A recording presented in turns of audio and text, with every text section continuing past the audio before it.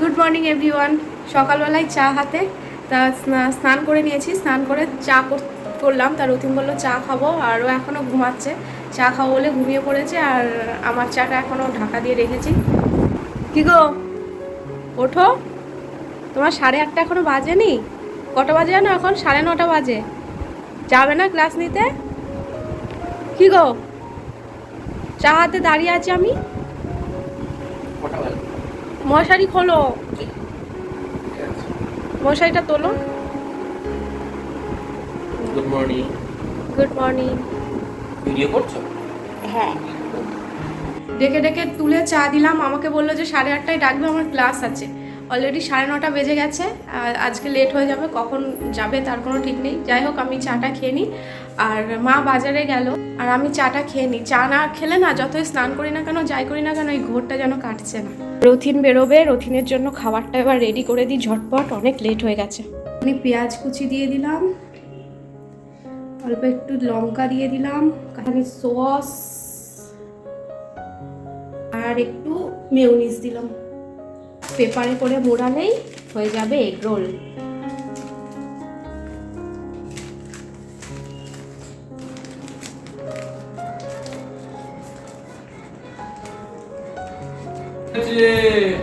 এই তো খাবার, না তোমার জন্য বানিয়েছি। Egg roll? এটা কি ধরনের এগ রোল? খেয়ে দেখো।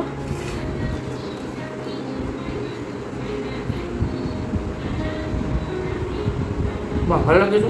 সকালের খাওয়া দাওয়ার পর্বটা মিটলো, এবার দুপুরে রান্নার শুরু করতে হবে। মা আজকে বাজার থেকে নিয়ে এসেছে চিকেনটা রান্না করবো। আর মা যখন বাজারে গেছিলো, আমি এগুলো সব গুছিয়ে কেটে কুটে নিয়েছি। এখানে আলু কেটে রেখেছি, এখানে পেঁয়াজও কেটে রেখেছি, আর এটার মধ্যে আদা রসুন পেস্ট করা হয়ে গেছে। টমেটোটা কাটবো, আর আমের টক করবো বলে আমটা কেটে রেখেছি। আর এই দেখো, ফাইনালি আজকে এই আমগুলো আমি কাটতে পেরেছি। আমগুলো কেটে একটু জলে ভিজিয়ে রেখেছি। আমি আজকে মিষ্টি আচার বানাবো। তা কীভাবে বানাবো তোমাদের দেখাবো। মাংসটা কষানো হয়ে গেছে, এবার আমি জল ঢেলে দেবো। এই যে তেল ছেড়ে এসেছে, ভালো অনেকক্ষণ থেকেই কষাচ্ছি। চিকেনে আমি অল্প মশলা দিয়ে রান্না করি না, কারণ চিকেন অল্প মশলা দিয়ে রান্না করলে ভালো লাগে না খেতে। মাটনটা আবার যত হালকা মশলাই দিই না কেন, মাটনটা বেশ ভালো লাগে। মাটনে বেশি মশলা দিলে ভালো লাগে না, কিন্তু চিকেনটা আমি একটু স্পাইসি না হলে মানে রান্নাও করতে ইচ্ছা করে না, খেতেও ইচ্ছা করে না। তাহলে কেমন একটা আষ্টে গন্ধ বেরোয় চিকেন থেকে। আর আজকে চিকেনে বিরিয়ানি মশলা দিয়েছি, একটুখানি অন্যরকম করার জন্য। একঘেয়ে চিকেন তো প্রতিদিন ভালো লাগে না, সেই জন্য। রান্না করতে করতে মাম্মামকে খাওয়ালাম, মা স্নান করিয়ে দিল, তারপর আবার গিয়ে ঘুম পাড়িয়ে দিয়ে আসলাম। এই দেখো, এই সামনের বাড়িটা দেখছো, এখানে রথিন ক্লাস নিচ্ছে। ওই যে সাইকেলগুলো দেখছো, জুতো খোলা আছে, সব স্টুডেন্টরা। এখান থেকে ওর পড়ানোর আওয়াজ পাওয়া যাচ্ছে। তা আমি ভাবছি, মানে বারবার রান্না করছি আর ব্যালকানিতে আসছি, দেখছি পড়ানো হয়েছে কিনা। আর জুতোগুলো যতক্ষণ আছে জানছি যে পড়াচ্ছে।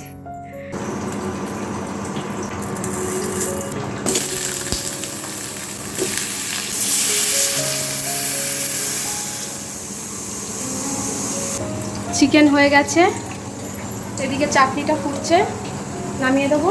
আর এদিকে মামামের খাবারটাও হয়ে গেছে। রান্না বান্না সেরে আমি আর একবার গা ধুলাম। এই গরমে না আর পারা যাচ্ছে না।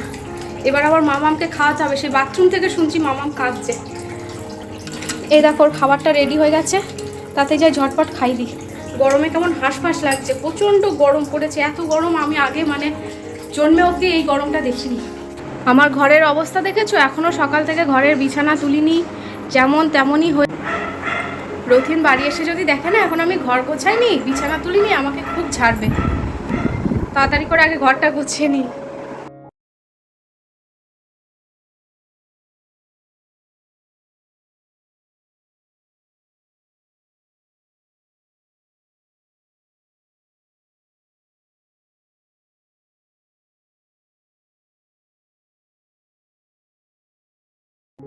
বিছানাটা মোটামুটি গুছিয়ে নিয়েছি, আর এক গাদা জামা কাপড় পরে রয়েছে, সেগুলো গোছাতে হবে। আর প্রচণ্ড গরম, আমি একটু এসিটা অন করে নিচ্ছি, কারণ কি বলতো, ঘরেই তো খেতে হবে, বাইরে খাওয়া যাবে না, সেই জন্য। আমরা এইমাত্র খেতে বসলাম, আর ওই যে ঘুম এসে গেছে, তাই কান্নাকাটি করছে। আর আজকে একদম সিম্পল খাওয়া দাওয়া। এই দেখো ভাত, এখানে আছে পেঁয়াজ, এই যে চিকেন, আর আমের টক। হ্যাঁ, চিকেনটা কি আজকে অন্যভাবে রান্না করেছো? আরে শুধু বিরিয়ানি মশলা অ্যাড করেছি। খুব ভালো হয়েছে।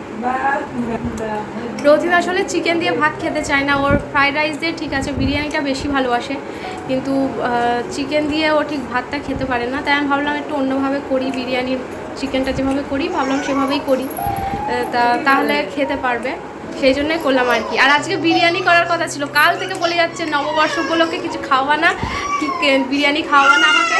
তো সকালে উঠে বলছে না প্রচুর গরম, কষ্ট হয়ে যাবে, বিরিয়ানি করতে হবে না, চিকেন আর ভাত করো।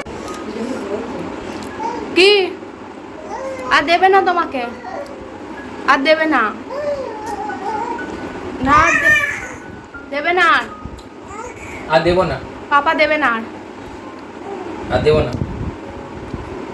বড় হও তারপর খাবে, তোমাকে স্যুপ বানিয়ে দেবো, চিকেন স্যুপ বানিয়ে দেবো মা। আর খাই না,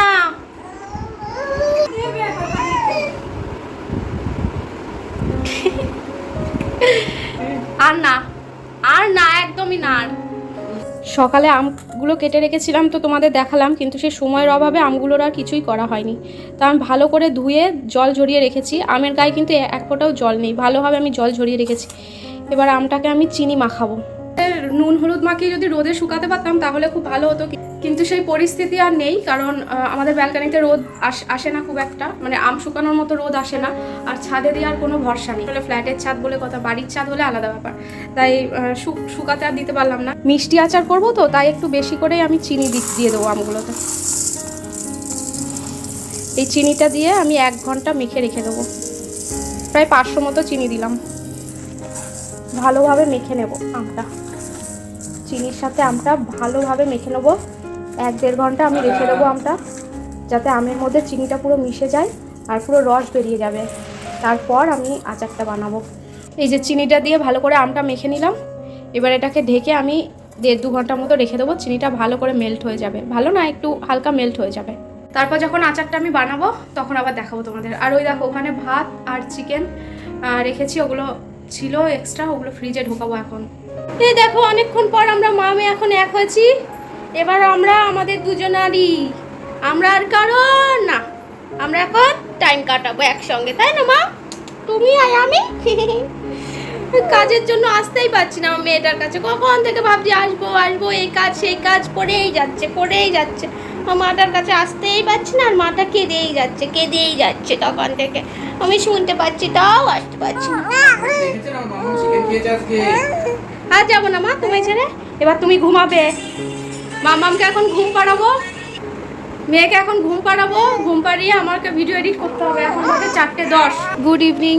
এই যে চা বানালাম, আর ওই যে রথিন আর মেয়েকে এখানে আসতে দেওয়া হচ্ছে না, ও চায়ের কাছে চলে আসে বারবার, সেই জন্য ওকে পা দিয়ে আটকে রেখেছে। না পা দিয়ে আটকে রেখেছি ওই জন্য না, এটা হলো আমার মায়ের কমফোর্ট চেয়ার। আর আমি এই জাস্ট ভিডিও আপলোড করে চা বানালাম, প্রচণ্ড গরমে ঘেমে গেছি আমি। এই গরমে আমার আর এখন চা খেতে ইচ্ছা করছে না, 1 কাপ রথিনের আর 1 কাপ মায়ের জন্য। ম্যাডামের ভীষণ চাপ, দুপুরবেলা রান্না করে খেয়ে আবার ভিডিও আপলোড করার জন্য ভিডিও এডিট করতে বসা, তারপরে ম্যাডামের রেস্ট। এখন আবার আমার সাথে ঘুরতেও যাবে। আমি যাবো না আজকে। কেন? আচার বানাবো না আমি উঠবো না, আমার আচার আর না নষ্ট হয়ে যাবে। আমি অনেক দিন ধরে আমগুলো এমনি হালকা নরম হয়ে গেছে দেখলাম। আচারটা বানিয়ে না এখন না, আচার বানাতে টাইম লাগে। চলে আসলাম আবার রান্নাঘরে। দুপুরে দেখালাম না যে আমের আচার বানাবো, তার জন্য আমটা চিনি দিয়ে মেখে রেখেছিলাম, তা সেই আচারটাই বানাবো। আমটা কি পজিশন হয়েছে দেখো, এই দেখো চিনিটা মেল্ট হয়ে গেছে অনেকটাই, 80% চিনিটা মেল্ট হয়ে গেছে। এই আমটা আমি চিনি দিয়ে মেখে রেখেছিলাম, সেই আমটা দিয়ে দিচ্ছি।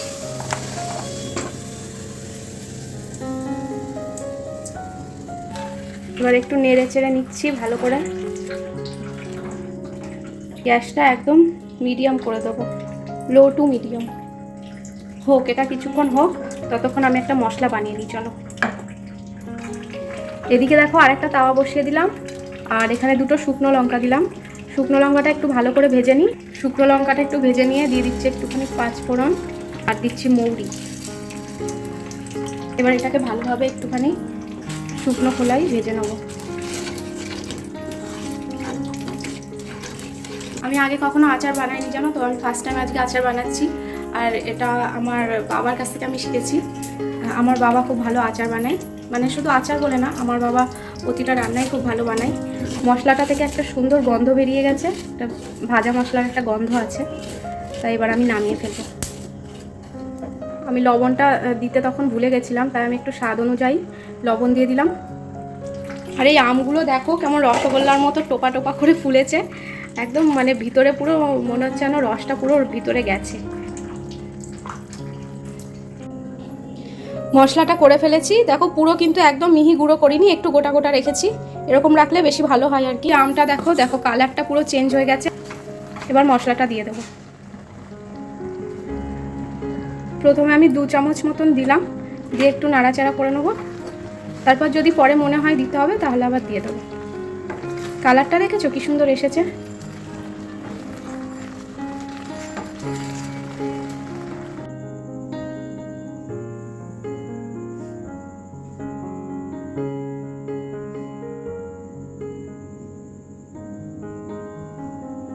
দেখো আমার মিষ্টি আমের আচার কিন্তু একদম রেডি, পুরো জেলি আচার হয়েছে।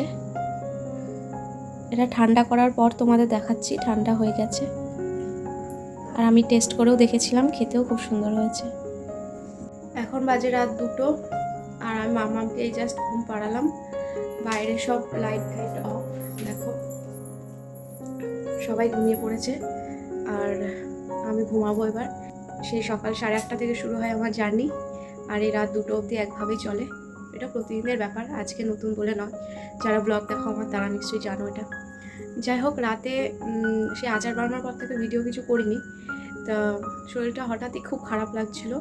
রাতে আমি আজকে কিছু খাইনি।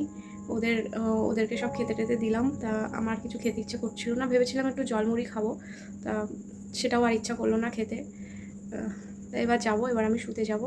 সবাই ঘুমাচ্ছে তো জোরে কথা বলতে পারছি না। তো ভিডিওটা আজকে এতটাই। ভিডিওটা কেমন লাগলো কমেন্ট করে জানিও। আর তোমরাও ভালো থেকো, সুস্থ থেকো। Bye, good night.